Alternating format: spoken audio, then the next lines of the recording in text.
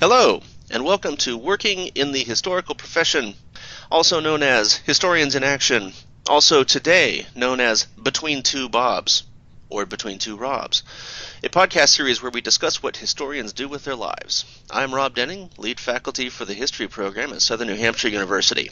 Today I'm talking to Bob Irvine, an instructor in the history program at SNHU and a consultant for a variety of projects and positions. Here we are going to talk about his background in history, we're going to talk about his job as a consultant, and we will talk about his advice for students looking to break into a variety of careers in history. So what is your name and what do you do? My name is Bob Irvine. In addition to my work here at SNHU, I am a vice president at a consulting firm called Parc Resources. We do a variety of things, including grant writing, feasibility work, business planning, and other analysis and research pieces. And I also teach one class a week at a local community college as well. That's great, and we will come back to talk about your consulting job in a few minutes here. But before we get to that, what is your academic and your professional background? My academic background is varied. My bachelor's degree is in geology from Whitman College, a little school in Walla Walla, Washington.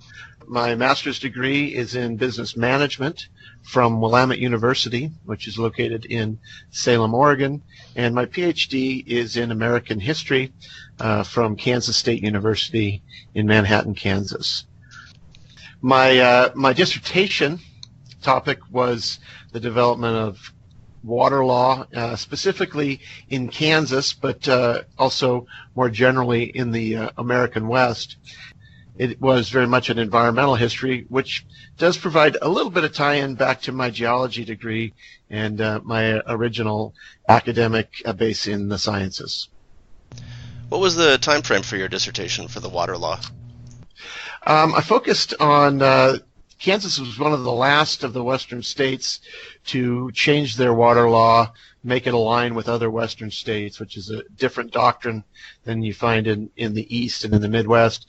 So the water law changed in 1944, so most of my research was about Kansas up until the law changed, and then with some examination of what happened after that doctrine of prior appropriation was implemented. So mostly in the 20th century. It sounds a lot like my dissertation also. I was doing environmental regulations in California in the from the World War II up through the mid to late 1970s. And of course, there's a whole lot of issues going on with water out there in California.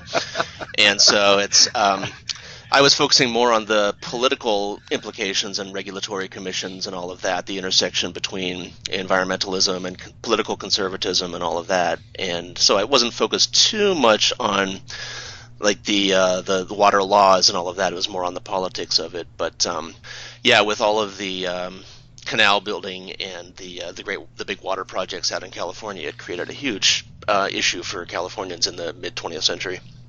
Oh, I had no idea you had that background. That's really interesting. I would have talked to you about that and asked questions. Yeah, it's hard to untangle the law from controversy, and canal building, dam building, reclamation projects were, of course, of great interest to people in Kansas, and that's why that project applies so nicely to the American West as a whole.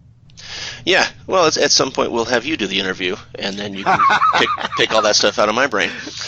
It sounds like this is probably still one of your research interests, this environmental regulations, or have we moved on to something else now?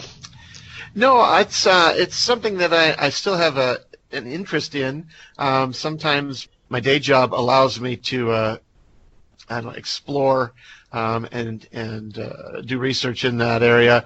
I have not written in that field for quite a while, but it's still something that is. I do a lot of work for tribes, environmental regulations, environmental law, control of water rights, and especially as it applies to fish populations here in the Northwest are a really big deal. So I try to stay as current as I can, but I'm probably lagging more than I would like to. Aren't we all? So, how did you end up in this consulting business that you're in? A circuitous route, kind of like my academic background. My wife finished her PhD before I did, and so she took a job out here in the Pacific Northwest in Eastern Oregon. And when I finished, I followed her out here. I needed a job. I did some sabbatical replacement, working to replace people, and they took sabbaticals. And I had written grants to support my dissertation work, and I had worked for my advisor on an NEH project that institute that was funded by the NEH. So I had that experience with that grant writing as well. And so I offered my services to a local nonprofit to write some grants, had success, and kept doing that, and eventually found my way to a consulting firm that included that as one of its major activities. So, and that makes a lot of sense that it's kind of a circuitous route, especially for a position like consultant. Consultant is one of those positions that you hear about, but a lot of people don't really understand what that is. We always hear about, consultants are gonna come in and suddenly everyone loses their job, or something like that. That's obviously not the type of work you're in. But what is? I guess we could approach it as, what does a day in your job look like? What does a consultant actually do on a daily basis? That's a great question, and part of why I like consulting so much is that I get to dive deeply into a variety of topics, but I get to leave before the institutional politics sort of become overwhelming. And a lot of the work that I do and that my firm does is with Indian tribes, some with local governments and nonprofits, especially rural governments. And really what we get used as are the people who can come in and do a specific job that, say, a tribe or a rural county needs done, but they don't need that capacity forever. They just need it for this particular job. We're working in Harney County, Oregon, for example, on the sage grouse restoration and some of the great, really interesting science that's being done down there. So we get to dive deeply into the sage grouse, and we're there for 6 months, 9 months, maybe more, maybe less, and then the project's done, and we get to move on, and they don't need somebody writing regulations or writing grants or developing the range management plan. And some of it's just pure technical writing, and some of it's research and writing. But it's fun to suddenly become an expert on. I'll give you another example. A tribe here in Oregon hired us to look at a variety of potential agricultural projects that they could use their land for. So I got to be an expert on Christmas trees for about 3 months, and Christmas tree farming. Really fascinating. We looked at stockyards. What are the economics of stockyards? What are the environmental consequences of stockyards? What are the costs of developing a stockyard? What sort of infrastructure does it require? So I got to be an expert on stockyards, and then when that project was done, I packed up that information, that research, stuck it in the corner, and moved on to a different project. And so, are you generally producing written reports for clients at the end of the process, or is this just something where you're working kind of on a day-to-day type thing, and then at the end of it, the client does it, or is it on a case-by-case type situation? More of the former, but it is on a case-by-case basis. Oftentimes we're asked to answer a very specific question. A tribe in Washington recently asked us, should we build a grocery store on the reservation? And if we should build a grocery store on the reservation, what are the potential consequences and economics associated with the sale of alcohol at that store? So we ultimately gave a presentation to the tribal council where we gave our answer to that question. And we said, yes, you should build a grocery store. Here's what we think your revenue would look like. Here's what a 5-year financial pro forma would look like. We brought an architect in to help us lay out a store based on the standards in the industry. And then we laid out the research that we we developed on the question of alcohol, although we made no recommendation about that. That, of course, was a political decision and not ours to comment on. But we could give them information and some data with which to help them make that decision.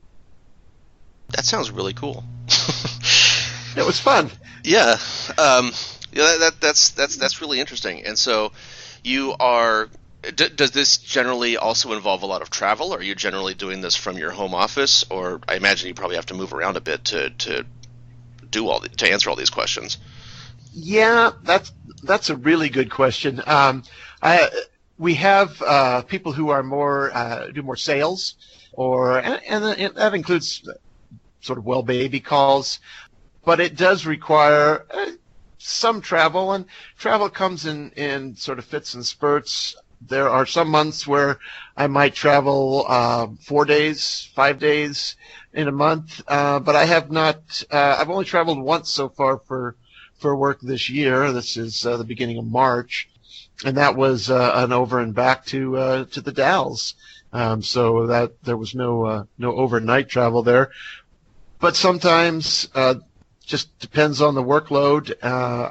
I will travel, and I like to travel some. But I also have 3 kids at home, although one of them now can drive. So, I don't like to leave my wife, who is also a working professional, sort of holding the bag, as it were. Right. And what do you see as the connections between a history degree and the type of work that you're doing?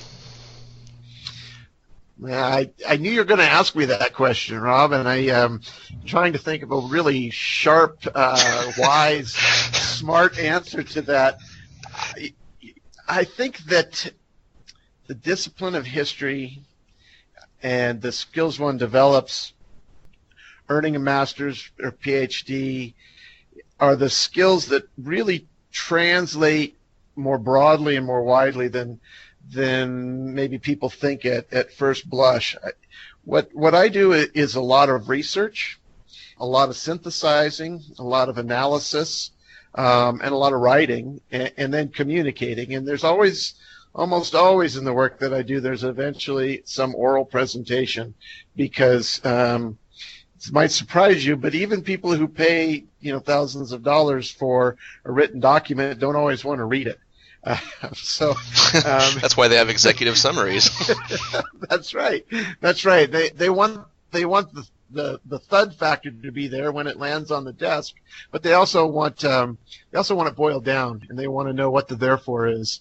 And I think that there's a really direct connection between history and the skills I learned in that discipline and the work I do now. I think the ability to think critically, to read closely, to research, to analyze, and to answer the question, therefore what, is pretty important.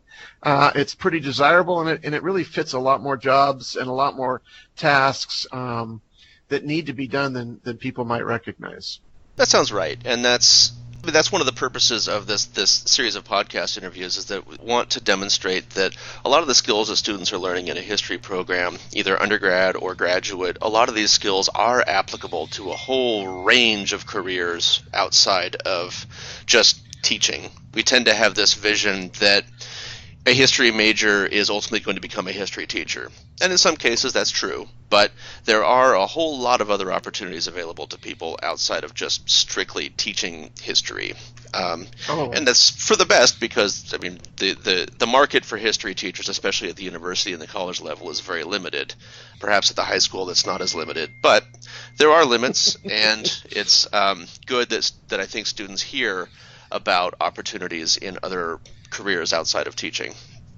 One of my first job out of college was as a geological technician in a lab, and the firm also had an environmental engineering section, and they employed people with history degrees doing research, because they're trying to figure out what different pieces of property had been used for, and what the potential contamination might have been. So right there, engineering firms are employing historians. Very, very good friend of mine, roommate in college has a master's degree in history and is he's a database manager, and he argues that what he learned as a historian is incredibly applicable to his work. Again, the ability to think critically, to read, to analyze, and to communicate clearly is something that is in great demand.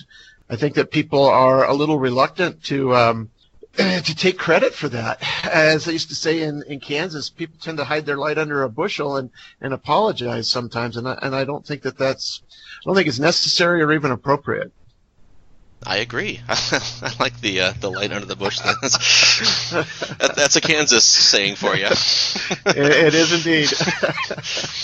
So, and that's great. I think that makes a lot of sense. And so, if we've got listeners out there, like say maybe me, who thinks what you do sounds really cool, what advice do you have for people that think this might be a career worth pursuing? I knew you were going to ask me that question too, and again, I sort of followed a non-traditional path into this job. I think that there are more opportunities to take advantage of a history degree than people think, and I also think that it's worth going out there and reminding people. I think nonprofits are a great potential place to land. Every nonprofit that we've ever worked with needs grant writers, and the first job I took as a grant writer was pretty much on spec. I said, I'll write a few grants for you if you like what I'm doing and I get results, then you can hire me. And that was for a social service nonprofit that provided residential treatment to at-risk male adolescents. Something I knew absolutely nothing about, other than I had been a male adolescent once and maybe still was to a degree, but that really didn't matter. I could learn about what they did, and I could learn about what they needed, and I could figure out where potential sources of funding were and put all of that together. Tribes hire people like me all the time. Local governments hire people like me all the time. Once people have a degree in history, I think they just need to perhaps think more broadly than a job that has the word history in the title. I think that makes a lot of sense, and I think a lot of people make that mistake that when they go to search for jobs, they'll just type history into a search engine, and of course, as we've mentioned, outside of teaching history, there's not going to be a whole lot of job titles that have history in the title, but there are a lot of jobs out there that require the skills that we learn in a history program. So I think that's a lot of great advice. Okay, well, I think that about covers it. Thank you for joining us today. You're welcome. It's been my pleasure. If you have any questions or comments on this podcast or suggestions for future episodes, please contact me at r.denning@snhu.edu. I'm Rob Denning. Thanks for listening.